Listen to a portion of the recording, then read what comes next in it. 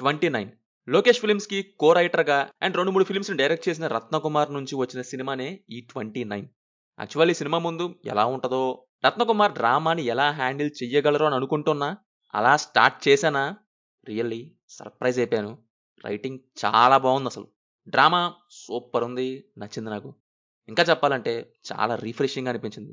Characters, dialogues, drama బ్యూటిఫుల్గా ఉన్నాయి. ఒకటి చెప్పాలి ఏంటంటే, నార్మల్‌గా నేను సినిమా చూసేటప్పుడు ఓటీటీలో రన్ టైమ్ చూస్తూ ఉంటాను. ఎప్పుడు అంటే, బాగా బోర్ కొట్టి ఇంకెంతసేపురా బాబు అని. అలాగే దీనికి చూశాను. దేని విషయంలో చూశానంటే, దీని విషయంలో కూడా అదే జరిగింది. రన్ టైమ్ చూస్తూ వెళ్ళాను. కానీ ఎందుకో తెలుసా? హమ్మయ్య! సినిమా ఇంకా ఉంది. అప్పుడే అయిపోలేదు అని హ్యాపీనెస్.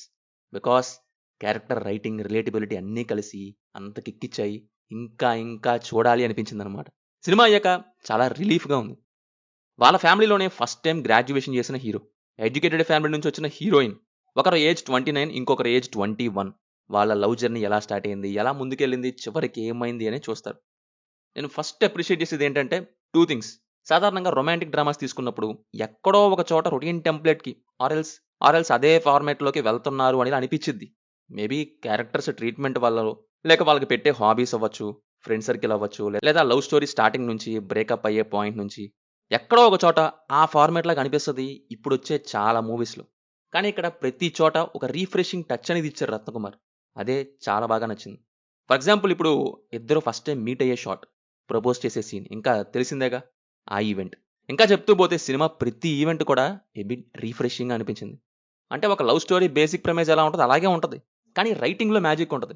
హీరో మాట్లాడే డైలాగ్స్, నడుచుకునే తీరు, ఆ డైలాగ్ డెలివరీ గాని, హీరోయిన్‌తో అండ్ ఫ్యామిలీతో అండ్ ఫ్రెండ్‌తో మాట్లాడేటప్పుడు, ఇంకా మనోడి ఇన్నర్ వాయిస్, లవ్ ట్రాక్, ప్రేమించే విధానం, ప్రేమను చూపించేవే, ఐడెంటిటీ కోసం వెతకడం, గోల్ అంటే ఏంటి అన్నప్పుడు పెట్టే క్వెషన్ మార్క్ ఫేస్ కానీ చాలా బాగున్నాయి. రిలేటబుల్ ఫ్యాక్టర్ చాలా బాగా వర్కౌట్ అయింది ఇందులో. ఇంకా ఉంటే బాగుండు అనిపించింది. అంతలా ఎక్కేసింది Satya character and drama. Performances wise రెట్రోలో విలన్‌గా చేసిన పర్సనే ఇందులో హీరో. సూపర్‌గా చేశారు అతను. అలాగే ప్రీతి కూడా. ప్రీతి స్క్రిప్ట్ సెలక్షన్ బావుంది. బీజీఎం బావుంది. సినిమా డ్రామాకి బాగా సెట్ అయింది. ఎమోషనల్ సీన్స్‌లో కానీ అన్నిటిల్లో. Finally beautiful movie 29. తప్పకుండా చూడండి. తెలుగులో నెట్‌ఫ్లిక్స్‌లో స్ట్రీమ్ అవుతుంది. No adult scenes, no bad language.